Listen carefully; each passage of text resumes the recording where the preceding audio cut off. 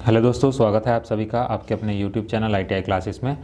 तो दोस्तों, आज की इस वीडियो में हम बात करेंगे 2019 में जो आपका क्वेश्चन पेपर आया था इलेक्ट्रीशियन सेकेंड ईयर का।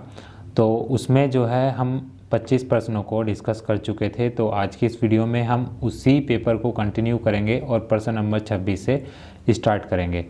तो वीडियो को शुरू करने से पहले मैं आपको बता दूं कि इसमें जो आपका फर्स्ट पार्ट था उसमें एक 14th क्वेश्चन था आपका कि AC को DC में परिवर्तित करने वाली युक्ति क्या कहलाती है। तो जैसे कि प्रश्न आप देख भी सकते हैं स्क्रीन पर कि AC को DC में परिवर्तित करने वाली युक्ति कहलाती है। ऑप्शन इसमें आपको दिए गए थे इन्वर्टर, कन्वर्टर, A और B दोनों या फिर इनमें से कोई नहीं। तो इसका जो राइट आंसर है वो ऑप्शन नंबर B है। तो देखिए, कन्वर्टर भी क्या करता है आपका AC को DC में परिवर्तित करता है। इसके अलावा यदि ऑप्शन में रेक्टिफायर होता, कन्वर्टर ना देकर यदि आपको रेक्टिफायर दिया जाता तो तब इसका आंसर रेक्टिफायर होता, क्योंकि रेक्टिफायर भी आपका क्या करता है, वो भी AC को DC में परिवर्तित करता है। बट वो डिपेंड करता है कि कॉन्फ़िगरेशन क्या है। जैसे कि आप जानते हैं कि रेक्टिफायर भी आपके 2-3 तरह के होते हैं। हाफ वेव रेक्टिफायर होता है, फुल वेव रेक्टिफायर होता है। तो इस प्रकार से डिपेंड करेगा। तो कन्वर्टर की बात करते हैं। कन्वर्टर में देखिए होता क्या है, कन्वर्टर में इसमें जो होता है आपका जो AC होता है, AC जो होगा वो पहले DC में कन्वर्ट करते हैं, उसके बाद हम इसको फ़िल्टर करते हैं। फ़िल्टर करने के बाद फिर क्या होगा, आपका DC वापस AC में चेंज होता है। तो इसमें प्रोसेस ये रहता है कि जिस प्रकार का AC इनपुट आप देते हैं, जिस प्रकार का AC इनपुट आप देते हैं, तो जो आपका आउटपुट मिलेगा वो आपको AC मिलेगा, बट वो वेरी करता रहेगा। जैसे कि यदि आपने हाई वोल्टेज दिया इनपुट में, तो आपको जो आउटपुट मिलेगा वो वेरी करेगा, वो आपका वेरी करेगा और क्या होगा, AC ही मिलेगा। तो इसमें आप ये कह सकते हैं कि इसमें AC टू AC कन्वर्जन होगा। मीन्स जो आपका अल्टरनेटिंग करंट है उसको अल्टरनेटिंग करंट में ही कन्वर्ट किया जाता है। इसका प्रोसेस जो होता है एक्चुअली ये होता है। और इसका जो यूज़ होता है, आपने देखा होगा कि जितने बड़े बड़े पावर जनरेटिंग प्लांट्स होते हैं, जैसे कि आपका विंड टरबाइन होता है, तो वहाँ पर इसका इस्तेमाल ज़्यादातर किया जाता है। अब देखिए, इसके अलावा क्या होता है, इसमें जो आपका कन्वर्टर होता है उसमें जो आपकी चेंज होती है वो किस में होता है, आपका वोल्टेज लेवल में चेंज होता है, ना कि इसके प्रकार में। तो जो आपका AC है वो AC में रहेगा, यदि आपका DC है तो DC में ही कन्वर्ट होगा। तो ये था आपका कन्वर्टर के बारे में। और इन्वर्टर क्या होता है आपका, इन्वर्टर क्या करता है, आपको DC को AC में बदलता है और AC को DC में बदलता है। देखिए, आपने देखा होगा कि जब आपके घरों में लाइट आई हुई होती है, जैसे कि लाइट आई हुई है, तो क्या होगा, जो आपका अल्टरनेटिंग करंट होगा वो DC में कन्वर्ट होगा। मीन्स जो आपको बैटरी में भेजा जाएगा। उसके बाद में जैसी लाइट भाग जाती है तो क्या होगा, जो आपका DC होता है, मीन्स बैटरी से फिर जो है आपका वो जो आपका DC होगा वो AC में कन्वर्ट होगा। तो इसको आप हाफ इन्वर्टर भी बोलते हैं। इन्वर्टर को आप हाफ इन्वर्टर भी बोलते हैं। इसमें क्या होता है, AC को DC में और DC को AC में बदला जाता है। तो ये है इन तीनों में आपका डिफरेंस। तो अब हम कंटिन्यू करते हैं प्रश्न नंबर 26 से। प्रश्न है आपका कि विद्युत शक्ति वितरण में, मीन्स पावर डिस्ट्रीब्यूशन में, उच्च वोल्टेज के लिए निम्न में से कौन सा फ्यूज उपयोग किया जाता है। तो ऑप्शन इसमें आपको दिए गए हैं KitKat fuse, cartridge fuse, HRC fuse या फिर इनमें से कोई नहीं। तो इसका जो राइट आंसर होगा वो हो जाएगा आपका ऑप्शन नंबर C। और HRC की जो फुल फॉर्म होती है वो क्या होती है आपका, high rupturing capacity fuse, high rupturing capacity fuse.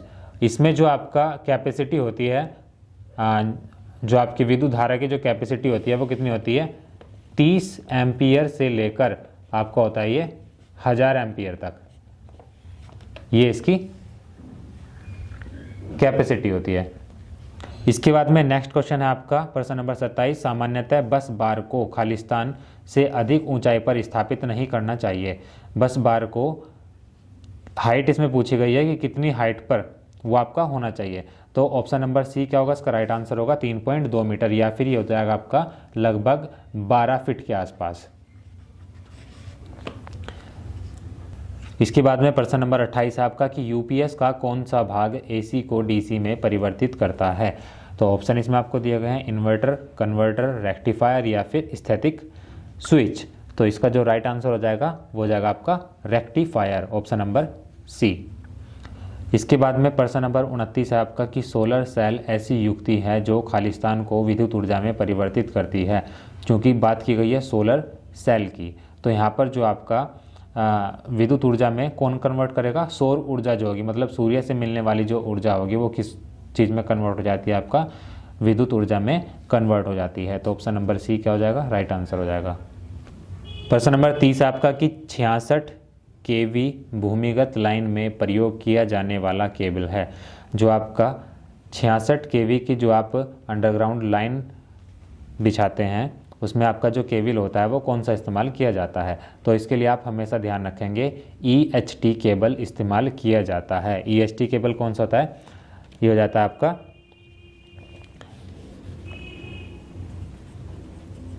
Extra high tension cable. EHT की फुल फॉर्म जो होती है वो होता है आपका एक्स्ट्रा हाई टेंशन केबल, ये इसमें इस्तेमाल की जाती है। इसके बाद में प्रश्न नंबर 31 है आपका कि SMPS परिवर्तित करती है। SMPS की जो फुल फॉर्म होती है वो क्या होती है आपकी switch mode power supply. Switch mode power supply SMPS की फुल फॉर्म होती है, और ये जो करता है आपका हाई वोल्टेज डीसी को लो वोल्टेज डीसी में कन्वर्ट करता है। तो ऑप्शन नंबर ए क्या हो जाएगा, इसका राइट आंसर हो जाएगा। इसके बाद में नेक्स्ट है आपका कि सामान्यतः डीजल विद्युत शक्ति उत्पादक संयंत्र किस क्षमता में बनाए जाते हैं। तो डीजल विद्युत शक्ति उत्पादक जो होते हैं आपके, ये 0.5 से 100 kVA के बीच क्षमता वाले बनाए जाते हैं। तो ऑप्शन नंबर सी क्या हो जाएगा, इसका राइट आंसर हो जाएगा। प्रश्न नंबर 33 आपका कि निम्न में से किस गुण के कारण रिपल्सन मोटर का प्रयोग उद्योगों में किया जाता है। तो देखिए उद्योगों में जो रिपल्सन मोटर का आप इस्तेमाल करते हैं वो इसलिए किया जाता है क्योंकि जो इसमें आपका इनिशियल स्टेज में जो आपका क्या होता है, विद्युत धारा जो होगी, जो आपका करंट होगा वो कैसा होता है, बहुत ही कम होता है। तो ऑप्शन नंबर ए क्या हो जाएगा, इसका राइट आंसर हो जाएगा कि निम्न प्रारंभिक विद्युत धारा। इसके बाद में प्रश्न नंबर 34 आपका कि इलेक्ट्रॉनिक इन्वर्टर का अन्य नाम है। इलेक्ट्रॉनिक इन्वर्टर जो है उसका दूसरा नाम क्या होता है। ऑप्शन इसमें आपको दिए गए हैं स्थैतिक, गतिकी, रोटरी या फिर इनमें से कोई नहीं। तो इसका जो राइट आंसर होगा वो क्या हो जाएगा, आपका स्थैतिक इन्वर्टर। प्रश्न नंबर 35 है आपका कि यदि कोई 8 पोल्स अल्टरनेटर 600 RPM की घूर्णन गति पर कार्यरत है तो इसकी आवृत्ति होगी। अब देखिए हमने आपको एक फॉर्मूला बताया था कि NS = 120F/P। ये आपके पास में एक फॉर्मूला था, तो यहाँ से आपको F की वैल्यू निकालनी है। आपको N की वैल्यू दी गई है और P की वैल्यू दी गई है। तो F की वैल्यू निकालते हैं तो F बराबर क्या हो जाएगा, NS × P/120। तो जब आप यहाँ पर वैल्यू रखेंगे तो यहाँ से आप इसको सॉल्व कर लेंगे, जो भी आंसर आ जाएगा वो आपका करेक्ट आंसर हो जाएगा।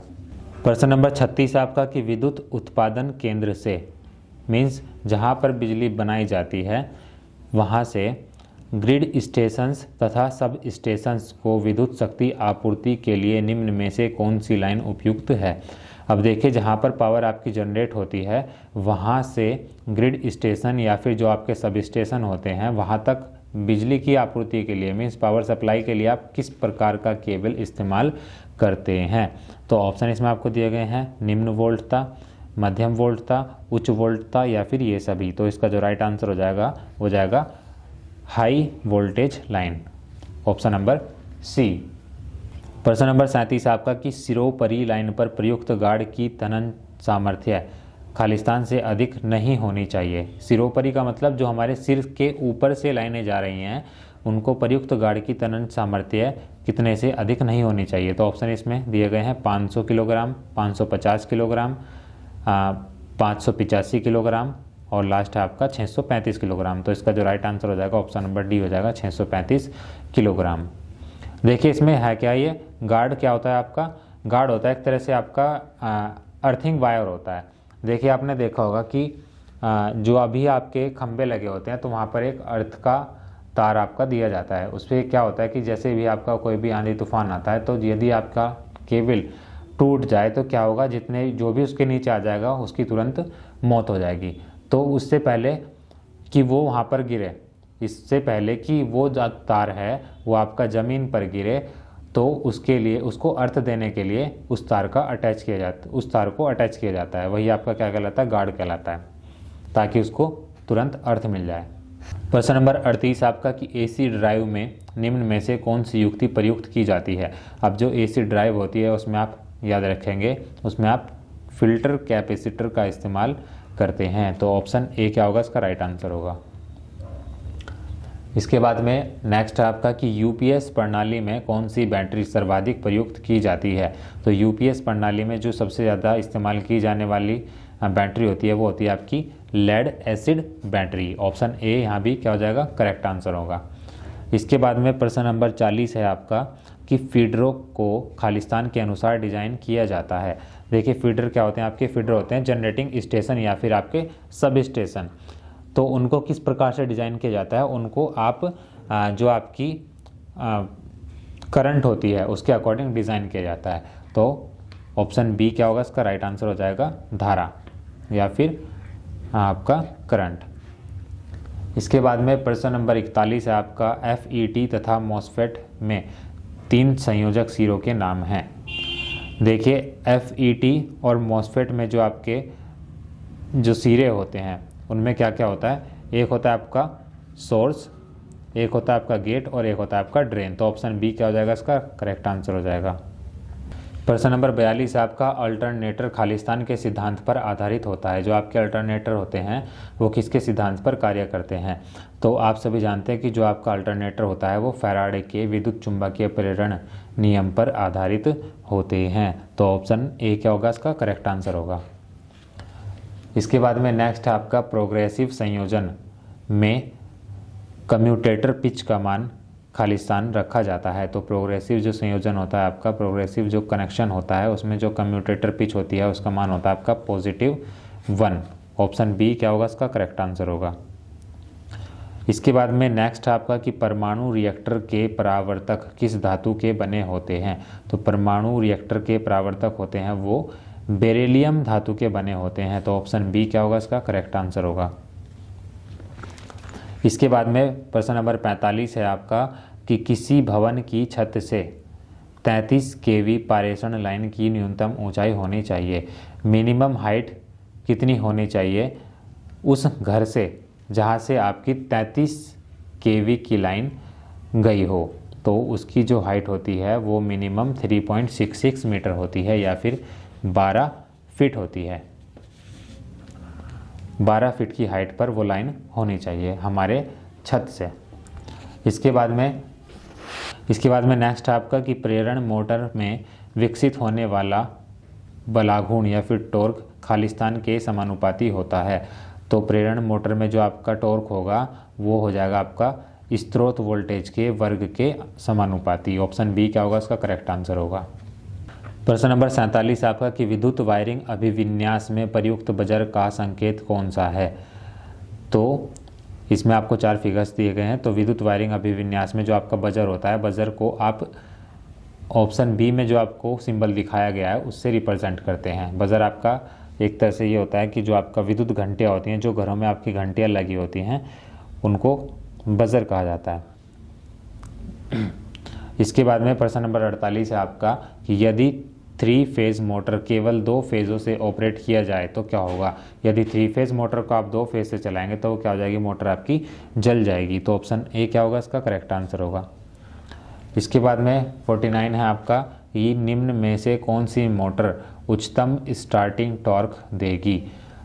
तो जिसका मैक्सिमम स्टार्टिंग टॉर्क होगा वो कौन सी मोटर होती है आपकी, वो होती है आपकी यूनिवर्सल मोटर। ऑप्शन डी क्या हो जाएगा, करेक्ट आंसर हो जाएगा। और आज की इस वीडियो का लास्ट क्वेश्चन है हमारा कि बायोगैस में कौन सी गैसें सम्मिलित होती हैं। तो बायोगैस में आपकी बहुत सारी तो इसमें इम्प्योरिटीज़ होती हैं, इसके अलावा मेथेन होती है, कार्बन डाइऑक्साइड होती हैं। तो ऑप्शन बी में जो दिया गया है ये इसका सही आंसर होगा। तो दोस्तों ये जो आपका वर्ष 2019 में पूछा गया पेपर था वो आपका यहाँ पर कंप्लीट होता है। और इन सभी प्रश्नों की PDF फाइल आप हमारे टेलीग्राम ग्रुप से भी डाउनलोड कर सकते हैं और ग्रुप को ज्वाइन करने के लिए लिंक आपको इस वीडियो के डिस्क्रिप्शन में मिल जाएगा।